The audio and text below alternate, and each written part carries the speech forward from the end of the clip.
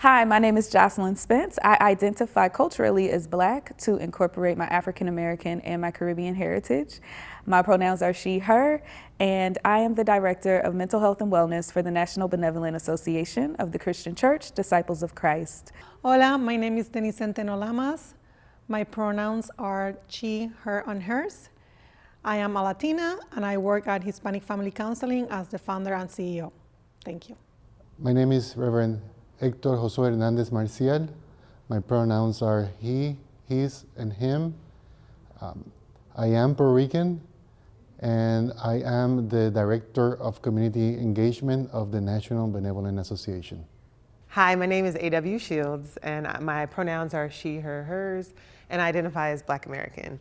I am the founder of the Root Cause Collective, a collective of mental health and wellness professionals committed to liberative, preventative, and integrated wellness services for communities of color that centers anti-oppressive mental model development. My name is Amy Jean Chung Fry. I use she, her pronouns. I'm a second-generation Korean American from California, currently living and residing in Prince George's County, Maryland. I am a community leader and advocate. I work at Asian Americans Advancing Justice, AAJC, which is a national nonprofit civil rights organization here in Washington, D.C. I'm also a public servant, serving my community as the vice mayor for the town of Cheverly, Maryland. My name is Roy Mong. I am a Taiwanese American and Asian American. My pronouns are he, him, and I work at a local church as a college minister. My name is Orlando Scott, and I am an African American. My pronouns are he, him, and we, and I am the board chair for the NBA, and I am a clinical chaplain at Northside Hospital, Duluth, Georgia. We are gathered here today for this conversation because it is BIPOC Mental Health Month. And we found that it was very important to highlight BIPOC mental health, to talk about our experiences, and to celebrate not only our cultural resilience, but our cultural creativity amongst our communities, the stories that oftentimes are not heard, and to talk about ways that we can support and enhance our mental health as the church and as communities of color and white communities.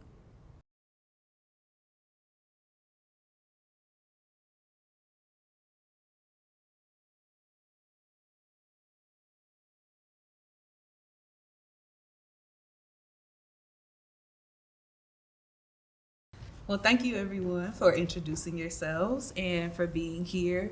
We started our video series for celebrating our cultural resilience with two questions that some of you answered in other videos, but I'd love for us to start with those questions to hear from one another, because this would be the first time that you all would be hearing these questions from one another. And so the first question is, what has your mental health experience been as a person of color in this country? However you feel led. Well, one of the reasons what I found the Hispanic Family Counseling was because it was nothing for our community regarding mental health. I live in Orlando, Florida, so it's a huge population of Hispanics, and I remember working for agencies that I did home visits, and they said that it's unethical to hug the person or to receive a cup of coffee. And I was like, it is disrespectful not to do those things to my culture. So based on those areas is that I was inclined to create something that understand our culture, that can reach our culture, and that properly treat mental health in the Hispanic community. I would just say that I think I'm Black American, but I was actually raised in predominantly Mexican American church, and same charismatic energy. We danced, we sang, we fed each other, we hugged.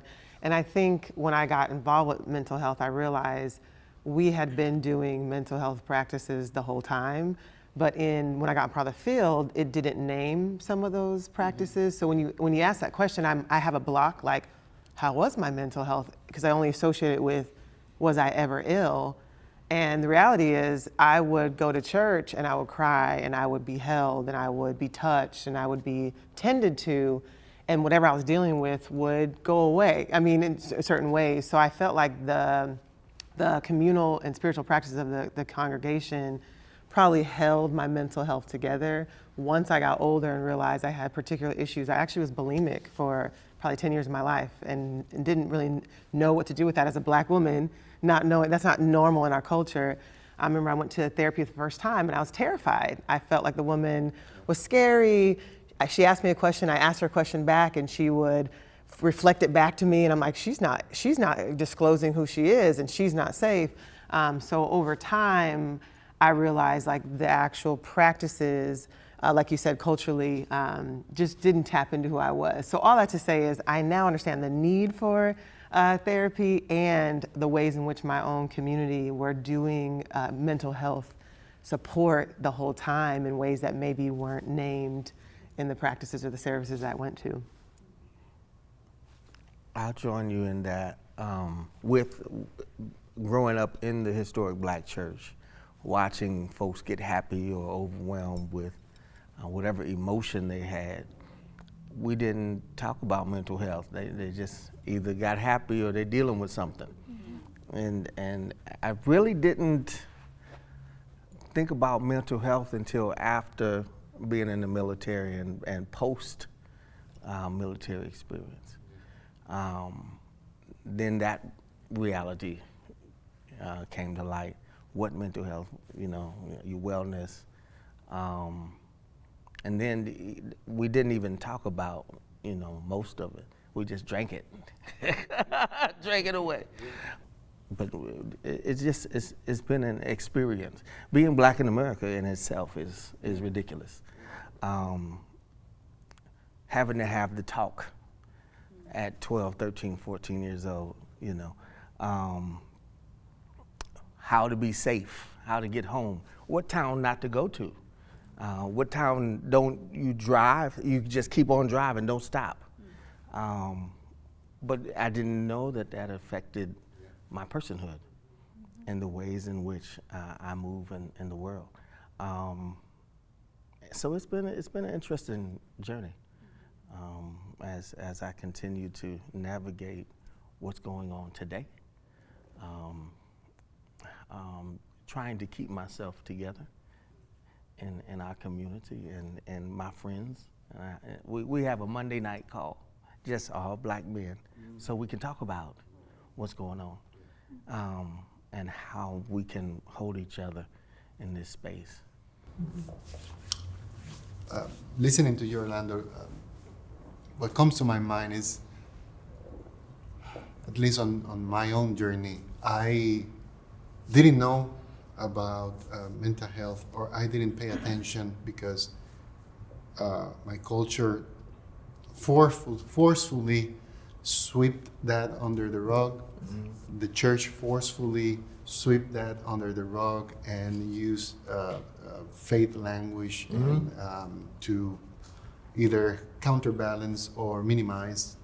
And I think I had an encounter with mental health when I went through the valley of the shadow and the death. Mm-hmm. And I will always be grateful that my Latino pastor not just welcome me and hear me and offer me the what the church offers, but he knew enough to know that he needed to refer me. Mm-hmm. And I went, and I don't have problem. I went because I was forced by my wife. Because again, machismo was there. Yeah. And that those stigmas of faith that I learned and I believed back then that people of faith don't seek help. But I'm grateful that my pastor referred me, and I'm grateful that literally that saved my life. I was suicidal. Mm-hmm. And I think after that, that changed my life. Mm-hmm. It's like my eyes were open, mm-hmm. and then I could not unseen. Mm-hmm. And that experience put me and my wife in a crossroad in which we decided that we wanted to educate ourselves in order to be there for our community. And we wanted to do it in a way that we can connect faith and psychology. And after that is looking back, trying to make new connections, trying to keep learning and unlearning, and most important, trying to teach, trying to share that liberation.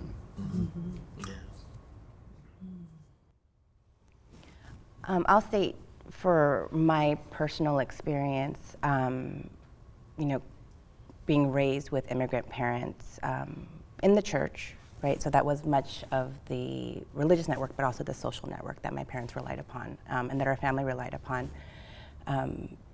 But I don't think I even thought about the topic until college. So I'm looking and I take psychology classes, and they offered an Asian American psychology class. And it was, a very intimate group of people, and just learning about how little there was in this subject and kind of some of the reasons why. And the Korean culture, and I'm not going to generalize to say all East Asian cultures, but I don't know if Roy, you might be able to relate. It's very collective and very communal, so you don't air your dirty laundry. And in fact, a lot of times, even emotions, like you don't want to burden your family members with some of these emotions because of just how it affects the whole family, so you do a lot of suppression and keeping those things in. So, there was really no talk about mental health. You had an issue, you prayed, and you have to have enough faith if you want it to go away. And that was kind of how it was held. I didn't go into psychology, so, but that class always stuck with me just because of some of the things that it helped me see about my own Korean American culture. Because to me, it's just what I am, it's my normalized experience, but showing kind of how different it is, and that how it kind of shades or brings light to the perspective I'm bringing to a particular space, right? And so I think that's shifting now. That class I took over 20 years ago, so that's shifting now. And there is just this idea that our communities do want to talk about mental health, because we realize how much it affects us in different ways. And it's not only when you're ill, it's also when you are maintaining or healthy. But I will say, in light of the recent rise in reports of hate incidents and hate crimes against the Asian American communities, and trying to find that infrastructure of where the Asian American mental health providers are, it is something that I think the community is trying to piece together, because we have them, we just don't know where they are, and not everyone has access to them. So in finding my own therapist, that was one of the things that I looked for after trying different people and being like, I don't want to say that it's about race, and it's not, but it is a little bit about culture, because I need to not have to explain a particular feeling, because it sometimes feels like you're trying to justify why you feel a particular way. So I do see a little bit of shift, and I do see that, but I think the stigma still remains, and you don't pull collectivism or that communal aspect of your culture away, and you have to try to find how you balance, I think, the two. Yeah, I think for me, I grew up in a majority white suburb of Texas, and there was still a good population of Asian Americans also around. And so I think I just learned to cope and to survive without even knowing that it really had to do with my mental health, where it was like, okay, enter into schools and classes where names get butchered or like cultural things get questioned, but then there would be a space for me to kind of naturally retreat to friends who just got it, and that we could just talk about, we could walk into each other's homes and be like, this is like my home, like this feels like a safe space, and so I I experienced a lot of the same kind of suppression. And I think in hindsight, looking back now with my immigrant parents, it's like they were trying to survive too. And so what they were telling me in the suppression was like, you won't draw more hostility or more negative attention if you can hide that a little bit, you know. If you present yourself positively, that'll actually maybe help you in gaining some support or around and stuff like that. And they were doing the same thing in their workplaces and things like that. And so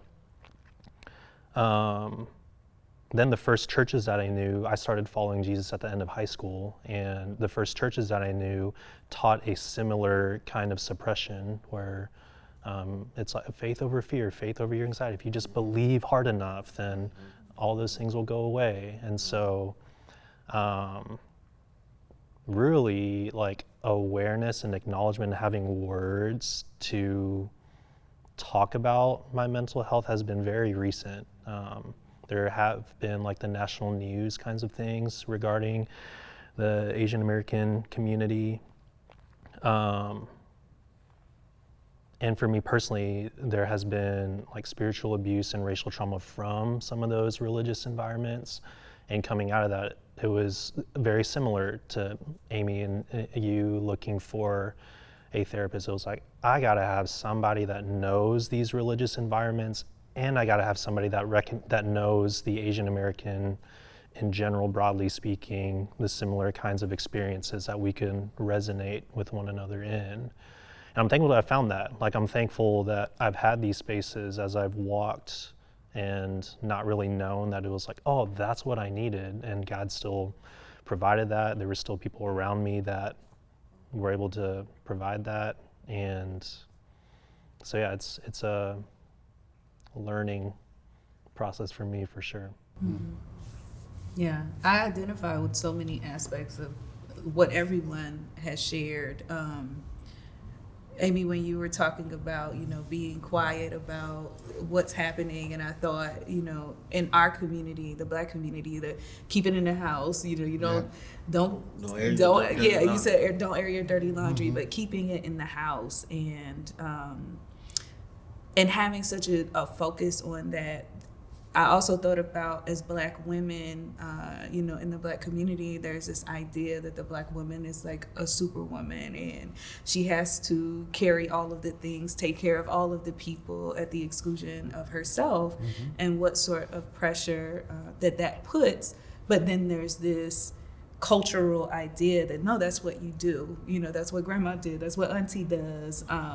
And so then even to think about the ways that I fell into that at an earlier age, and identifying with your story, for me, coming to that point of carrying so much and being suicidal myself, which opened up, you know, my eyes to many other things when it comes to mental health, and actually led me to say, oh, I want to be a therapist, because I went to a therapist who was a white woman with no cultural competency at all.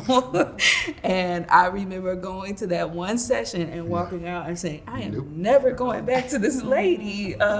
Why is she trying to show me African dance and like doing this? It was very interesting. Okay. And in that moment though, thinking to myself, there are people who look like me, who feel like me, and they need someone also like me. And in that moment I said, I'm going to become a therapist, because as many of you have mentioned, I want to be able to help my community and those who identify in the ways that I do.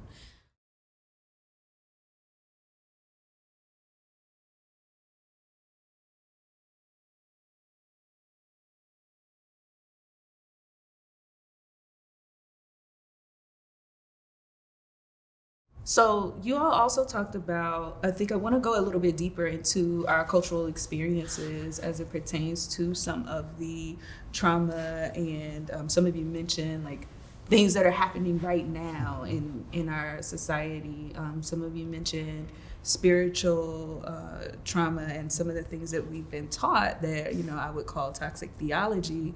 around taking care of ourselves. Can you share a little bit more about that intersection of those cultural experiences and racialized trauma, but also the ways that religion has played a role in that too? The cognitive dissonance, not even cognitive, but like emotional dissonance from my cognition when who I am as a Black woman is expected by every systemic norm or culture, whether it's church or not, to suck it up or to be, there's like these archetypes, you know, like Mammy, where if something goes down, then I think there's a natural tendency that Black women will produce and support and hold everyone else. So being tied to what I do, being tied to how I make other people feel, becoming my own narrative of self, like that's where I think it's not diagnosable, but it's like the systemic pressure that weighs on you. So when I think about the things that are currently happening, there's no space to grieve. There's no space to feel anything that makes other people feel uncomfortable because we have to make everyone feel good, or if we're anxious, then it's like everybody else is anxious. So you kind of have to like stay centered at the expense of your own processing, where you may want to be undone, or you may want to leave religion, or you may want to just be irresponsible, but in the back of your socialized psyche, it's like you can't, because if you do it, then the whole community goes, like you're the anchor. That feels like extreme compassion fatigue, where your whole identity is pushed down and burns away. So when we talk about self-care and stuff, you're like, what is that? And I'll say for the religious element, how it showed up theologically was denying flesh. The dualism.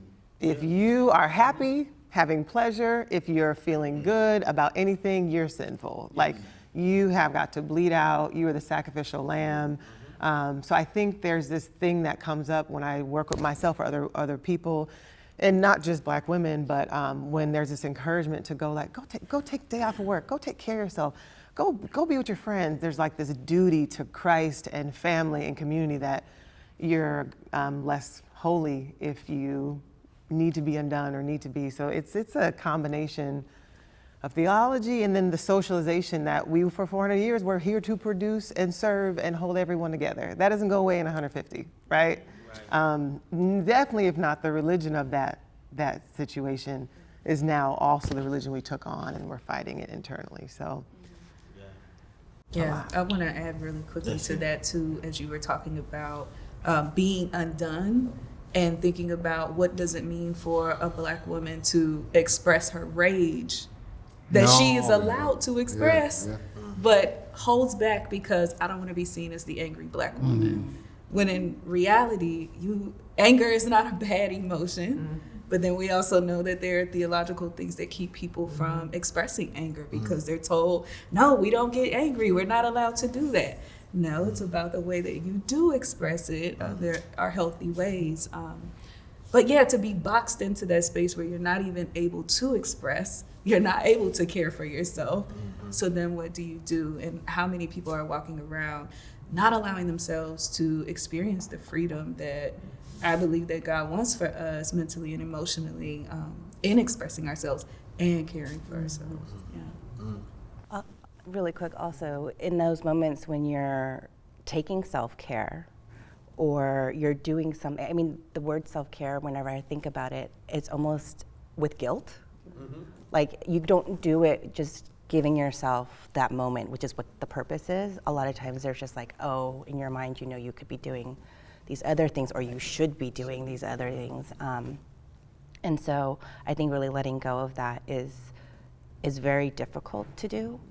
And then when you talk about just kind of like a woman's fury, I mentioned yesterday, how I was like looking for terminology and came across a term in a diagnosis for specifically Korean women, and it's called hwapyeong, and it's a cultural disorder. So it's like something like where syndromes will fall kind of in line with different cultures. So, and I'm sure this is probably something that other people can relate to, even though this particular article was about Korean women and just how we're taught to suppress our emotions.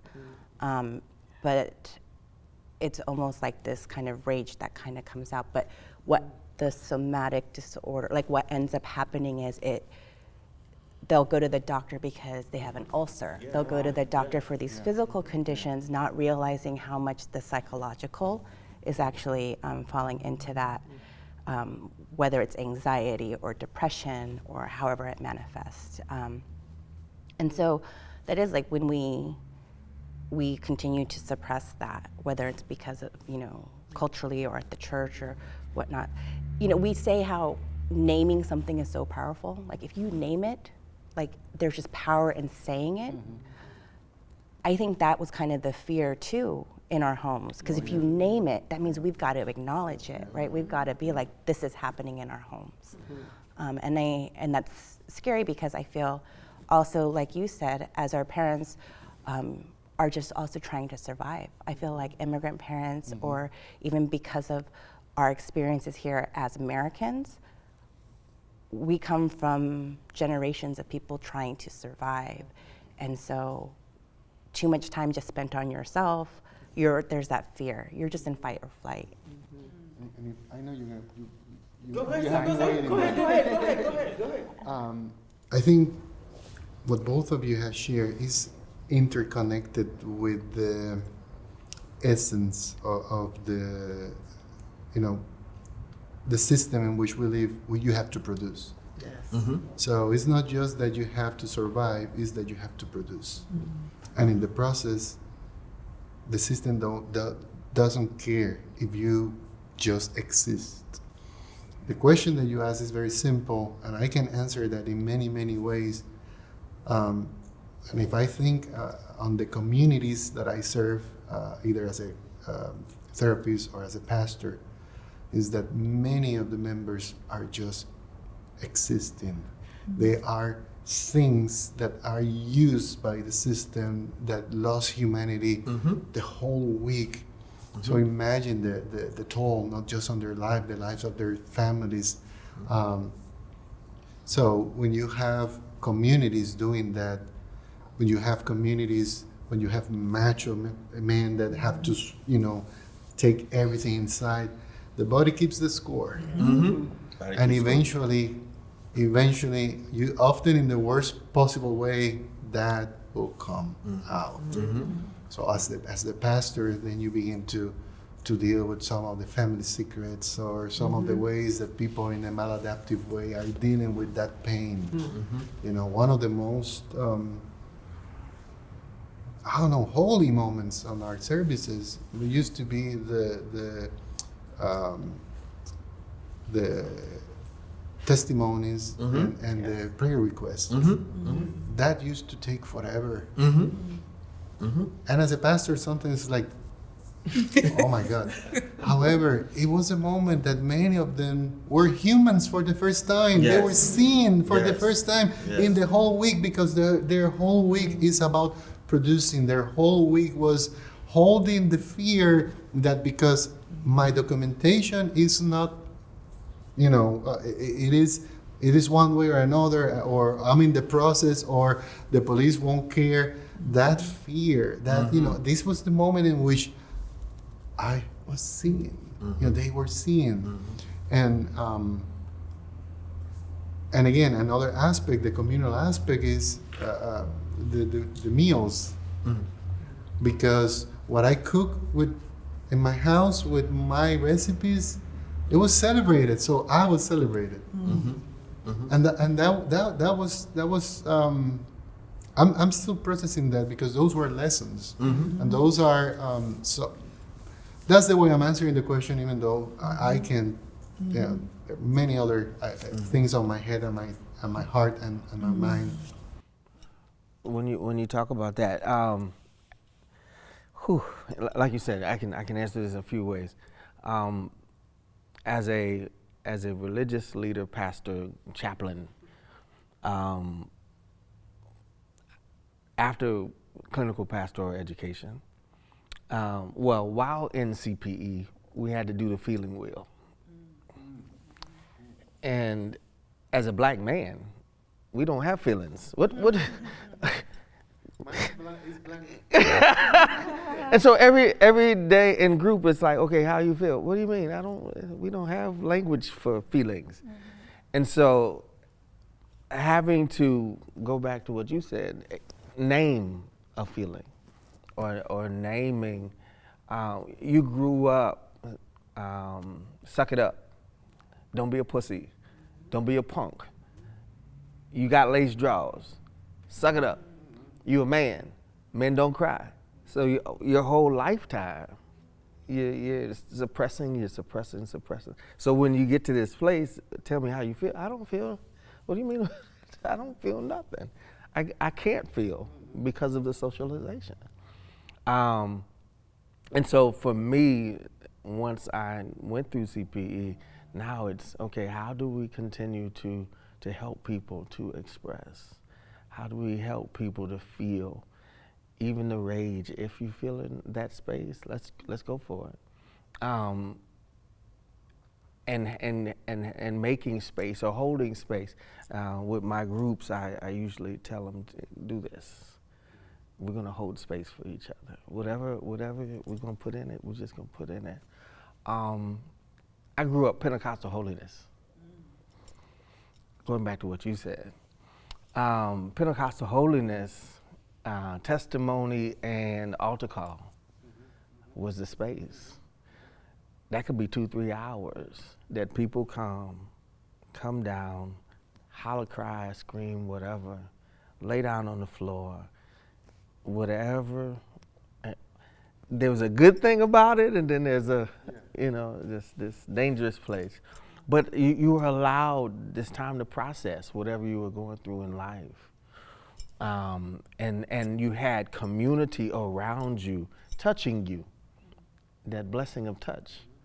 And the blessing of community, so that you don't feel isolated or alone.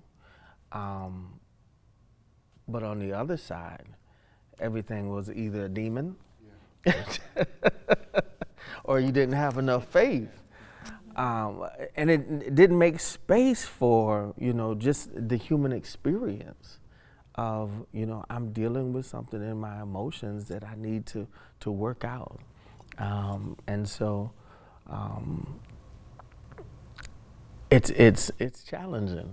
It's challenging because now, again, as Angela said, we don't have space for process. It's you go get it in an hour, we're getting out of church, and it's, we can't trouble no one. We can't, not burden anybody. So now we got to figure out how do we maintain this balance in our religious spaces. Between our emotions and our spirituality.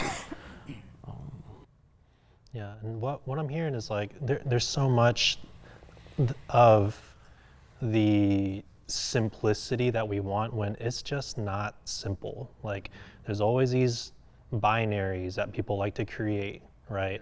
In terms of like you're either good or it's a demon. You're either holy or you're in sin, or and I feel like identity in Christ is something that I was taught like that, right? Where it's like you are in Jesus first and you are everything else second, third, fourth, fifth. When it's like, no, like that's just all of me, And I feel like culturally, as I've been learning to integrate that, it's like, okay, like I see now, it's like, maybe it wasn't done like because the Bible says this, but I mean, like when my parents would see, it's like, okay, Roy's got something going on, and it's like, here's some cut fruit without words that like, or like your favorite food, your favorite snack, it's like, those are signs of care, that it's like, I'm with you, or I think about culturally in some Asian ethnic communities, they'll have like, at a funeral, and it's like a professional griever that they invite, right? That like wails to lead everyone else into lament and grief. And it's like, okay, like there is something there that we need in our spiritual expressions that I just never learned, you know. It was very triumphalistic, you know, where it's just like you start to get the negative feelings, like I'm starting to get in touch with what this looks like, and it's like, but Jesus, or but hope, but the kingdom of God, but this, you know, but it's an opportunity. And honestly, as a follower of Jesus, I'm like, actually, he went all the way down into death before resurrection. And so for us, it's like, what does that look like? Even as hard as it might be with like, I haven't been in touch with that for decades. And then it's all gonna come spilling out, which is why we need community to be able to walk with us in that. But it's like, that's where the actual health, the actual wholeness, the actual flourishing, that's where it's gonna come from. It's just,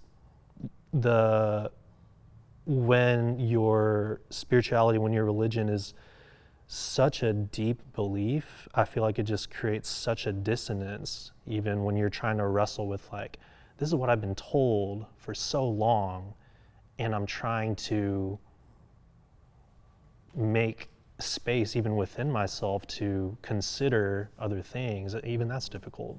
So when we're in congregational spaces and you hear a word and then you come back and go, that's not working for me, and you're told, well, you need to pray more. What's happening is not that I'm not spiritual. My brain may not even be ill. It's just traveling different things because of my socialization, because of who I am.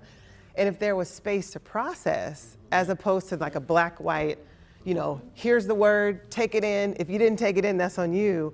And I could unpack, well, when you said that scripture, the Spirit told me I was good, but I just don't feel pretty. And then they can go, well, why not? Well, because I don't have blonde hair, and I don't have a waist, and I don't have blue eyes. Then somebody can go, oh, you're actually dealing with internalized racism. Not that you didn't get the word, you're having to do something that me as, say, a white pastor doesn't even have to travel. So I think about all the levels of how spirituality and theology come up. It's psychological, right? The brain doesn't know the difference between a Christian thought and a YouTube video and like what your doctor says. It's gonna read the emotion, and I wish there was more space for us to, yes, believe, but just process that belief so we can be like, I'm not picking that up, but it's not because I'm not Christian or even believe, it's just that there's something else going on for me. Yeah, well, on that too, there's no space for doubt. Yes. And I think in processing, we talk about when you process grief or something, it's like you go through the stages. Why is it that you can't have those questions of doubt that doesn't reflect your faith necessarily, but I think it's like your brain trying to process this. Why are these awful things happening? You know, and it has nothing to do with how faithful you are. You know, and not, if you don't have that room for that conversation, then you don't dig deeper to figure out what else is there, and then realizing that it's that disconnect that you were talking about.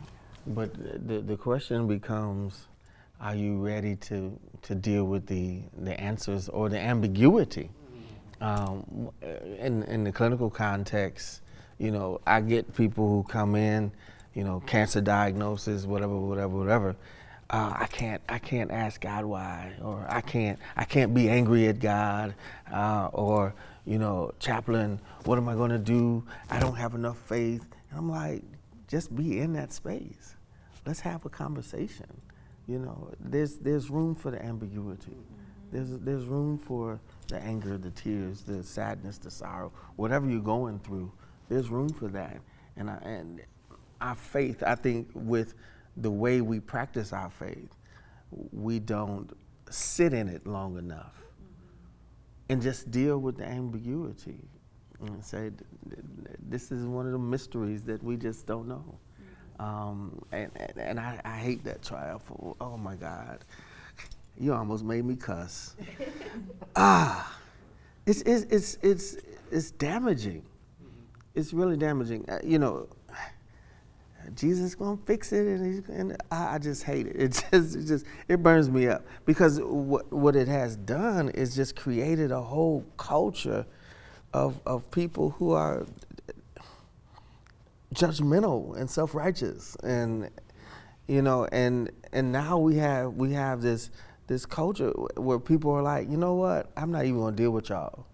I'm just gonna go out here and just do whatever out here, because the self-righteous, triumphant, Christian language is just too much. To extend, and I know that some of our peers have not answered, but to extend that when I was working with the Mental Health Initiative, I was told in my face by a colleague, pastor, I don't need mental health care because I have Jesus in my heart. Yes. So, you work and you try to move with whoever is willing to, but those narrow theologies are so strong that it doesn't allow people to even consider being in that uncertainty.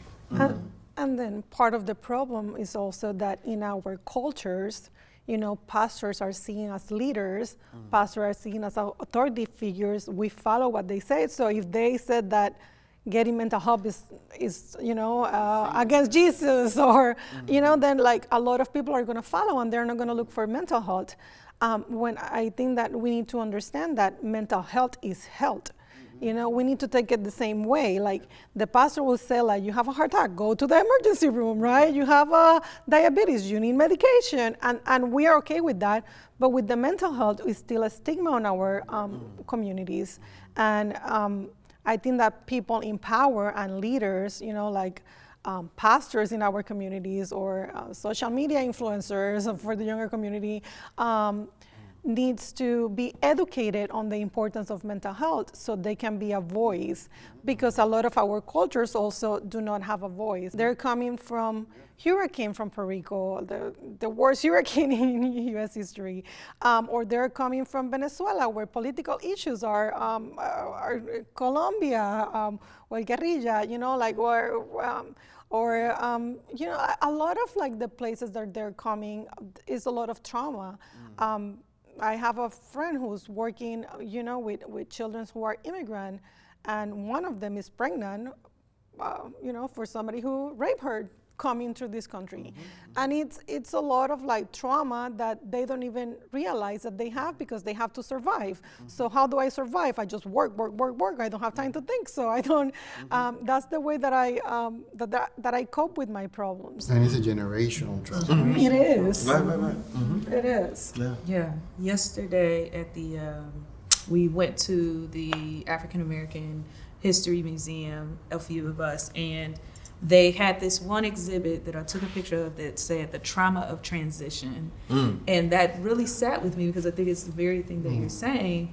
The generational trauma of transitioning of all of our ancestors who have come to this country, your parents who have come to this country, your grandparents, to think about that element, but then to think about these other moments that are happening of people coming because hurricane, because of other issues that are happening in the community, the people who are moving out of, Chicago because so-and-so was shot by the police.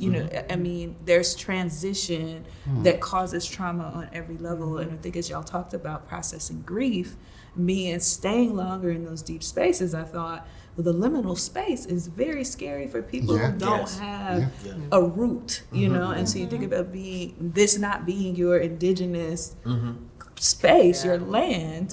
What root do you have where when I'm in a liminal space, I'm not just flying everywhere, and how challenging that is for people of color in this country. But I am hopeful that as people listen to this conversation, they come to this acknowledgement of like, okay, it is safe for me to go to that place of processing, to talk about the things that need to be talked about and dealt with.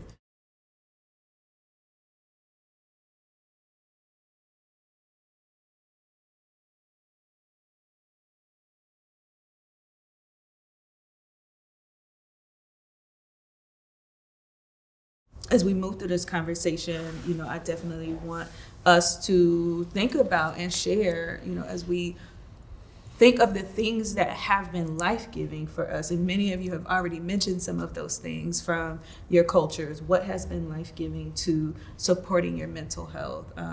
and supporting the mental health of your communities, but also as we think further ahead of how we are creating, how we want to create these spaces, these tools, these practices for caring for our mental health in new ways. Because as we're celebrating our resiliency, but as I said to Hector yesterday, my mind keeps coming back to the creativity. We talked about, making a way out of no way, which is for many of our cultures the experience. And so that is the creativity. That is how we are able to be resilient. So yeah, you all's thoughts on the cultural life-giving pieces, the ways that you are seeing this work going forward. I would say on what you said when you mentioned roots. And I think for me, never really feeling that, I feel very American, but I'm also othered here. But when I go to Korea, they look at me and they're like, you're just not Korean enough. And there's this kind of, you don't have that. And so for me, one of my resiliency practices is learning more about my history. And that's not my history that started when I was born, but it's that history that, my country has faced, my ancestors have faced. And I think that helps because when you're rooted like that, you feel more brave to let yourself kind of fly and soar and explore these different emotions or feelings, knowing that you're rooted in something, right? And having that. And so for me, that has been very helpful, and just kind of tapping back into some of the things. Like, Hector, you mentioned food, and I think food is just a language of love, and it very much is so also in, Asian cultures as well. And so being able to name that, like every time, your parent brings you this cut fruit of, apples, which my mom does like 3 times a day. And but if in each of those moments I acknowledge this is her love, like this is not just, it's love, it's support, it's everything that she's, and if I could take that 10 seconds to give that acknowledgement, how much more powerful would it make that? And then even in my relationship with her, my gratitude would then be expressed, and then she's feeling loved, and like her mental health then just gets even just better in that small transaction of being able to name those cultural things that sometimes, because they've been happening my whole life, I didn't really realize that's what it is. And so I think that's also been really helpful for me. If I answer, and again, I can answer in many ways. I'm going to say 2 things. It's music and art. When I was pastoring, again, an immigrant church, I was very intentional into identifying songs from the Americas and the Caribbean, hymns that the church can learn beyond the white evangelical songs that often are translated, that often portray limited and often oppressive theologies. So that was a blast. I'm a frustrated musician, and that was a blast having the church engaging in that process and engaging in those songs. And it took a lot of effort because they wanted to sing what they're listening to the Christian radio, and I kept saying that doesn't make sense. Why not? Let's analyze this. Oh, okay. And the same thing with art. We were very intentional into developing an art lab and connecting the community with art and art with the community, and it was a holy space. And you never know who will show up, and often we had to deal with some real emergencies of migra taking away the uncle of one of the kids or the father of one of the kids. But that was the holy space in which kids were kids. And we all were learning from each other and learning from local artists. And art is something, art and music are vital for my own well-being. So that was a way for me as an artist and for me as a frustrated musician to share that with the community that I was serving. Music, gathering, and food. Amen. People of color. There's something about pride and being audacious about these identities that the society, but also Christianity that's Eurocentric and, dare I say, white supremacist, are tied to this idea of that European culture has infiltrated this kind of Christianity that we got, that says my sexuality, that is marginalized. If I don't have sexual privilege, that is good, or my blackness. So there's moments where I'm like, places I can be hella black, you know, or like extra unnormed, and it being in an environment that acknowledges that existence but celebrates it. Like James Cone was my professor, and he was like, the duty of the Christian is to lift up that which is black. And for him, black meant anything that was pushed down and marginalized, the foolish things of the world that God would use. That if you push those up and you can notice how God hovers in those spaces, I mean, you feel the presence of God in ways. So for me, when I have, I cut my hair. For a black woman in LA, you know, long hair, the European idea of long hair is what you should have. To cut it off, to shave it, to dye it, you know, to these things that don't feel holy, or just parts of ourselves that are breaking out of these really strong norms, and then to be proud of that, or to say that, to have a community that's proud of it.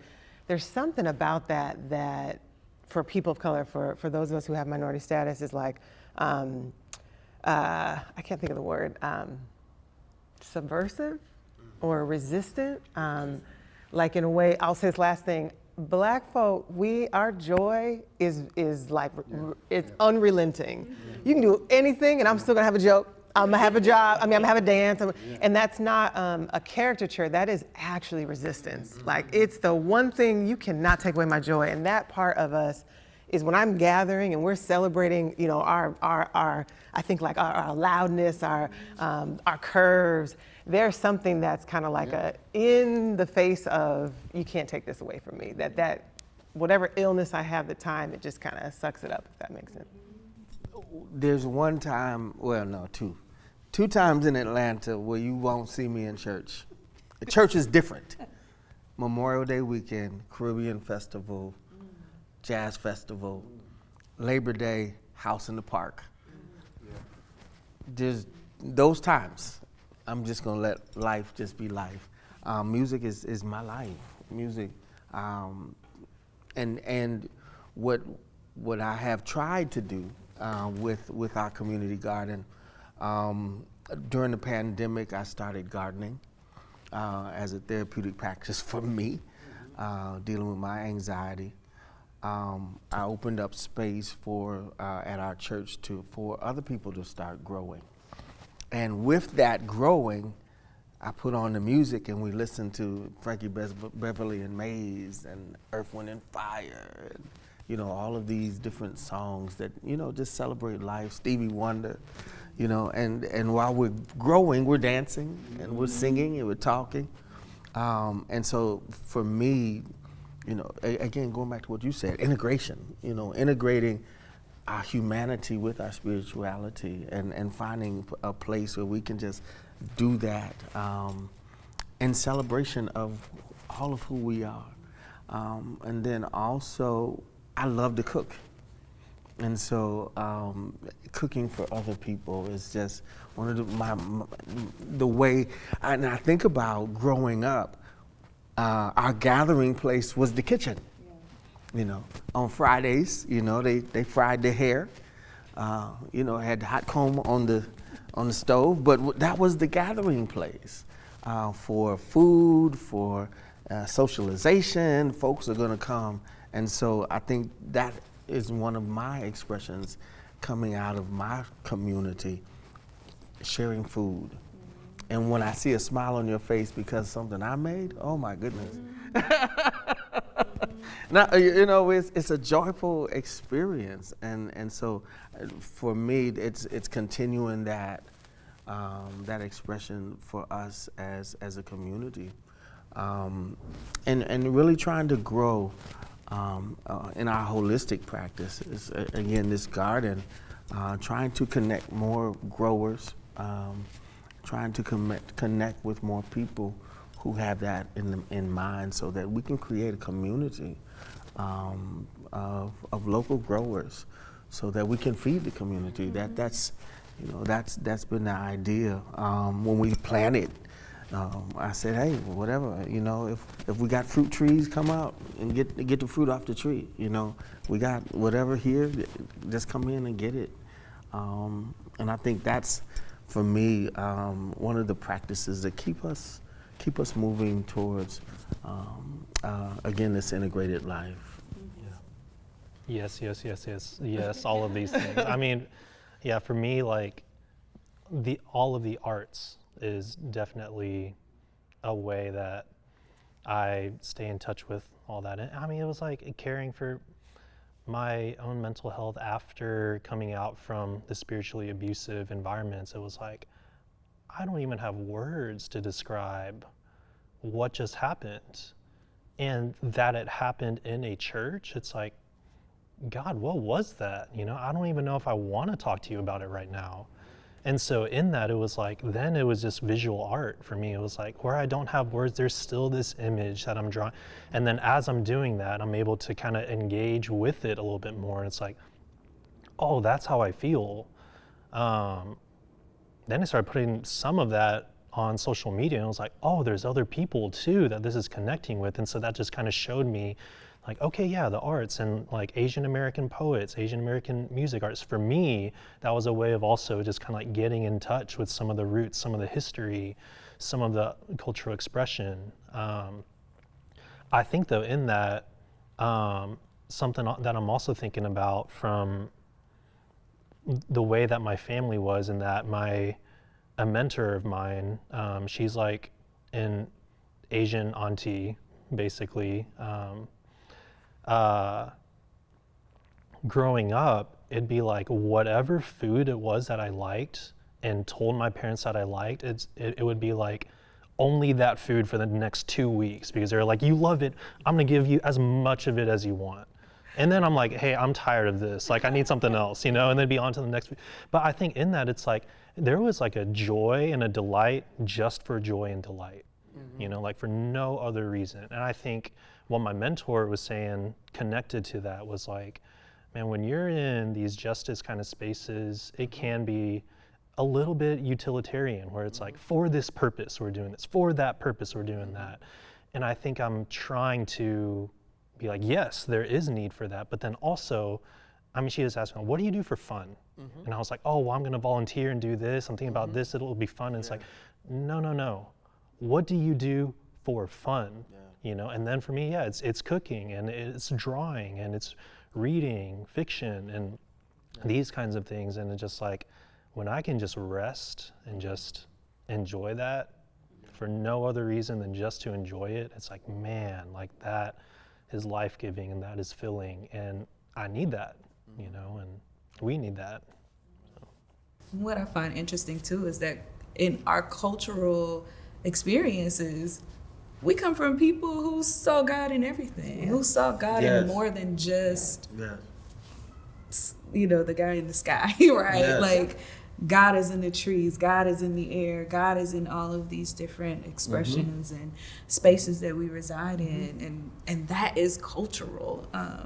And so leaning more into that, I think, and having those spaces that you all are saying, where we're reminding people of that, is important. I think the other thing that I heard amongst all of you all that really stands out to me is when we are engaging in our cultural practices, or we're running to them because they are affirming our humanity, they're affirming our wholeness in ways that other people in other spaces don't do. And so it is important, I think, to name outright for people for white people who may be watching this, that it is important to make sure that you are including these spaces and that you're honoring the sacred spaces that people of color do create, because that is supporting their mental health, and thinking through ways that you can support those spaces through funding, through the creation, through offering the space for people of color to come with their communities to be together, because that's a type of affirmation that they can only get from amongst one another. And just honoring that and seeing that as, when you're honoring that, you are also honoring God, who created all of us in our unique ways. It just makes me think of, we are a communal people, right? And we experience a collective trauma, Like I can maybe not even want to identify as black. And I walk out the door and I'm going to get all the trauma that comes with being black, whether or not I want to be black or not. And so I think it just makes me think it is so important within the mental health field. I'm kind of always like, having an individual space to process my individual identity is limited for me because I don't only have an individual identity. I always tell people there was a study that was done after the genocide in Rwanda with how effective the treatment was. A bunch of US therapists came, which were predominantly white women, and sat with people. And one of the comments was, you took us away from the sun and the drums and our people into a dark room by ourselves and asked us about the most traumatic experience of my life. Why would you do that? You know, and they're like, oh. So it makes me now here through the Root Cause Collective in these spaces of how do we, and even in congregations, we know that communal and collective trauma, or even individual trauma, for us has to be processed in community. So if I'm seeing you as an individual client, then I have to support where is a natural community that they can keep this kind of information out, or like you said, if we can fund communal treatment, right? Like how do we have trained or trauma-informed spaces that are doing this work, but we're together in it, that would release our limitations, what we're feeling right now, you know, in the field. Most of the time we do it at the barbershop. Yes. Or the hairdresser. The barbecues, right? Like, Right. Both of you mentioned testimony service. Yeah. And I'm like, that was therapy. Yeah. That's It group is. therapy. There just wasn't the actual, licensed therapist standing in Yeah. the room, guiding and listening and reflecting back. But it's important for us to note the ways that, yes, having testimony services within our cultural spaces, that was group therapy. The ways that mom giving the food, these different moments that was a mental health practice. That is a wellness practice. And naming it like that for the people in our communities so that they begin to shift their thinking around that too. I just want to name this. Going back to body, soul, spirit experience.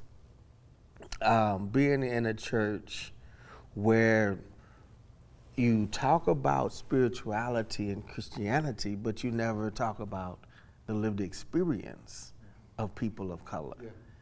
And so now, going back to what you said, I'm coming into a church, however, when I leave this church, I'm a black man in a black body with a black son, and my experience out there needs to connect to my experience in the church, which has not been, I think, really fleshed out in this space.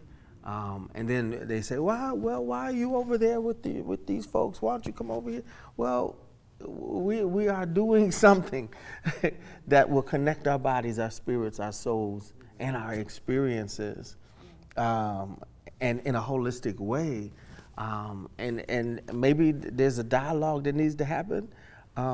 Maybe as white folks listen to what we're talking about, it start to think about the ritualistic practices or the liturgical practices that will integrate people of color into the space, into the experiences of people of color in the United States, so we can start talking about the reality of what we're dealing with and not have to say, oh, we're just all Christians. Wait a minute, all Christians ain't the same.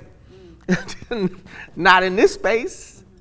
I just want to name that, because once my Christianity goes out here, will you stand up for me? As a black man or as a LGBT or as someone, are you going to stand with me when I go through this experience? because God does. Like God actually, we have the same God, but God's gonna do something different for me because I need different things. Like if I'm getting hunted down by the police, God's gonna show up differently for me. And if I can't talk about that without you being like, it's a personal assault, it's less about your experience. So one thing I wanted to say, what you bring me up was that white Christianity or white experiences are not bad. They're just not universal. And that was the kind of the hard space of the last 16 centuries of theology were written only by white men in our history. If you follow theological study from 3 BC to the 1900s, when people of color started being let into theological spaces, our interpretation of a God has only been from one race. So it's not bad, it just is not everybody's. And so when I come into a white space, that's a white Christian space, and I want to name an experience of God that is a black God, right? Or a female God, or a queer God, because that's how God shows up for me. It's not a reflection that you're wrong, it's a reflection that your experience of God is beautiful and it's yours, and there's another piece of God. And that diversity of God is why it's like, we need to experience other people's gods sometimes. So when you're saying that, I'm like, that's hard to do in white spaces, because it immediately goes to somehow, well, you're not Christian, or you're saying I'm not this. And I'm like, no, I'm just saying that there's this other part of God that you haven't known and you wouldn't know. And is there a space for me to bring that in here without being called sinful, angry, you know? I actually do not attend church. So I'm not currently, don't attend church. I left the church probably a little bit mid-high school, after high school. And I wouldn't say spiritual abuse, although I've never really thought of that as a term, but I think there's some certain level of just, you know, immigrant family, second generation, finding these things, using this religion that is highly oppressive to create guidelines of how am I supposed to be. And what we're asking right now is and I'm saying the church as a general statement, we're asking them to confront their past. There are not a lot of pastors or a lot of people who are willing to stand up at the pulpit and say, we have a white supremacist past from the Crusades and present, yes, and present, thank you. No, and completely present, right? And so it's so rooted in the history of the church, but you can't change the church until you face your history, right? You can't, if you don't acknowledge that you had some part in something or you own that, that responsibility, you can't change it, right? Like if I'm gonna complain that I'm like gaining weight, but I'm like, oh, it's the food is making me gain weight, but I'm putting it in my mouth, right? Like, so I have to have ownership of, I control something so I can change that behavior. And so as someone who, you know, is not at the church, but witnessing what's happening, and I am a daughter of a pastor, my uncles are pastors, and, you know, so like a lot of the teachings are still very much ingrained in me, and when I have conversations with some of my friends who are more avid churchgoers, you know, I tell them, like, when I'm making decisions that don't just affect me, when I'm making decisions that might affect my community, I ask myself, what would Jesus do? Because the Jesus that I know is somebody who stands with the oppressed. He's sitting with the marginalized. He's fighting. He's not sitting at the table just watching and judging people. And so I have a hard time reconciling this, what I feel like I can see of where the church is now. And I don't want to name like specific churches or certain denominations, but it's been really frustrating. And I think in my conversations with my mom, who is still very, you know, devout, and, you know, we talk about these things, you know, in her church, you don't talk about race. In her church, you don't talk about, you know, gender identity or sexuality. Like, there is no room for that human experience. And so we still have conflict when we talk about things, you know? And my bottom line with her is, what would Jesus do? Right? Like, I don't need to attend a church to know, you know, where my spirituality is.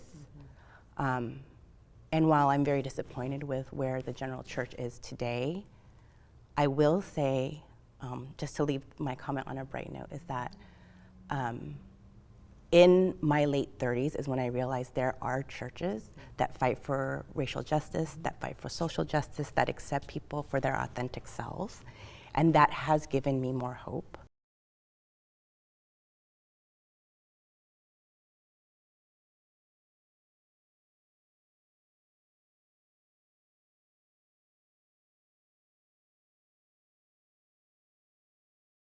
So as we come to the end of our time, I just want to take a moment to see if there's any last words across the panel here.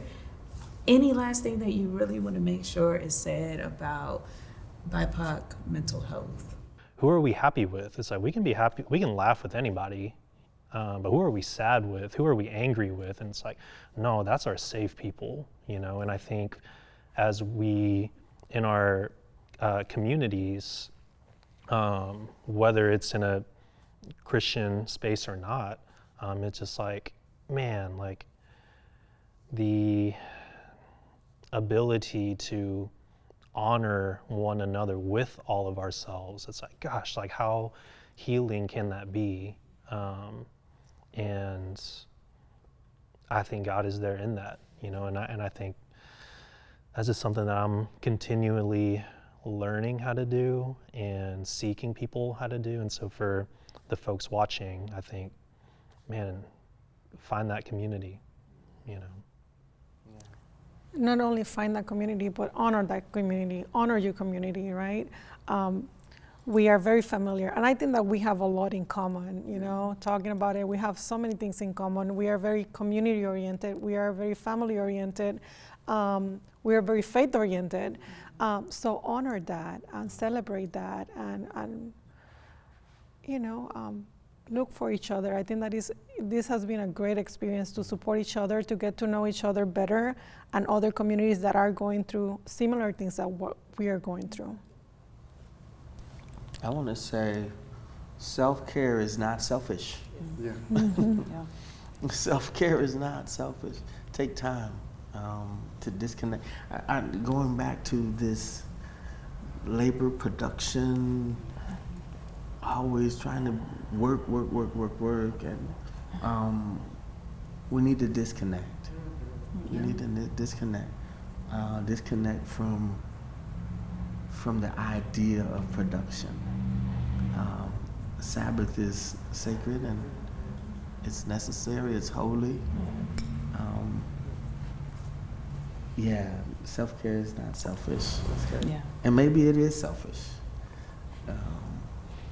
But being able to take care of yourself, your body, your humanity, who you are as a human being, oh my goodness, our spirituality or the way that we have been trained, that dualism has really been hurtful. So for me, it's been the relearning of my body is sacred. Yeah. My body is holy. And that I need to take care of my mind and my body, and take self-care time. So I'll say that. Care of the self is not selfish, it's self more. It's not selfless, it's self more. It's a way in which intentionally we aim to be more. And not more because I have to produce, more because I worth that. My therapist once told me, I asked him something and he looks at me and said, because you're worth it. There's no other reason, because you're worth it. Yeah. The rich, the wealthy, the powerful, the white supremacists, they have money. The rest, we have community. And there is life in that. One more thing, get help. You know, if you need therapy, go for therapy, because I know that is a stigma and a taboo for our communities to go and get some help, but it's important that we do. Yes. Thank you so much for that. And thank you all for being here today, for what you have shared. I want to note one thing about, as many of you mentioned, self-care, you know, being in this society focused on production. In our exploration of the museums yesterday, we note, AW noted, you know, Black women being in this space of production for this country for 400 years. We think about Black men working in the fields. We went to the Latino American exhibit where, you know, we were talking about how they shifted things in Puerto Rico because they wanted them to fight in the war. We at the Chinese American Museum talking about how they used, at least 12,000 Chinese people to build this railroad, and then didn't even give full honor to that, and then had the Exclusion Act, and it's like just throwing away our different cultures after they've done all of this work, which makes the Sabbath now even more important. The Sabbath now for our communities, our self-care, an act of a spiritual practice and an act of resistance, and also the abundance that is due to us. And so as we close, I want to note a part from one of my favorite poems by Lucille Clifton, which I think that we have done together, where she says, "Come celebrate with me that every day something has tried to kill me and has failed." And I think that that is the story of all of our cultures. In the unique ways that we have focused on taking care of our mental health and wellness that are not traditional by other standards, but make sense for our communities. And my hope is that we move from this moment continuing to celebrate our cultures, continuing to affirm our cultures, and continuing to commit to attending to our mental health and wellness of our communities, and that others who have watched this feel inspired to do the same. So thank you all.